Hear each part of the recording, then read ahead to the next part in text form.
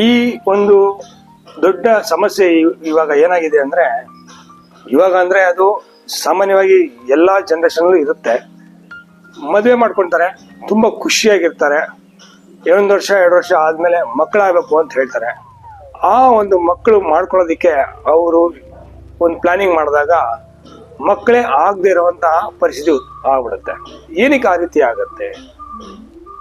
ಎಷ್ಟೇ ಪ್ರಯತ್ನ ಪಟ್ಟರು, ಏನೇ ಮೆಡಿಕಲ್ ಅಲ್ಲಿ ನೀವು ಅದ್ರ ಬಗ್ಗೆ ಕಾಳಜಿ ಇಟ್ಟು ಅದನ್ನ ಮುಂದಕ್ಕೆ ಹೊರಸಿದ್ರು ಆ ರಿಸಲ್ಟ್ ಸಿಗ್ತಾ ಇಲ್ಲ. ಕಾರಣ, ನಮ್ಮ ಒಂದು ಸಬ್ ಕಾನ್ಶಿಯಸ್ ಅಲ್ಲಿ ಕೆಲವೊಂದು ಪಾಸ್ಟ್ ಲೈಫಲ್ಲಿ ಮಾತುಗಳು ಹಾಗೆ ಟ್ರಿಗರ್ ಆಗಿ ಈ ಲೈಫಲ್ಲಿ ಬಂದ್ಬಿಟ್ಟಿರುತ್ತೆ. ಆ ಒಂದು ಸಬ್ ಕಾನ್ಶಿಯಸ್ ಅಲ್ಲಿ ಇರುವಂತಹ ಕೆಲವು ನೆಗೆಟಿವ್ ಥಾಟ್ಸ್ ನಾವು ರಿಮೂವ್ ಮಾಡಿದಾಗ ನಿಮಗೆ ಆ ಒಂದು ರಿಸಲ್ಟ್ 100% ಸಿಕ್ಕೇ ಸಿಗುತ್ತೆ.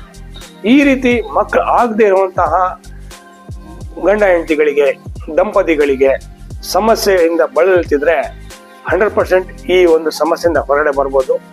ನನಗೆ ಸಂಪರ್ಕಿಸಿ. ನನ್ನ ಹೆಸರು HM ಪುರುಷೋತ್ತಮ್ ಅಂತ. ನಾನು healersmeet.com ಅಲ್ಲಿ ಸಿಗ್ತೀನಿ. ನಮಸ್ಕಾರ. ಜೈ ಹಿಂದ್.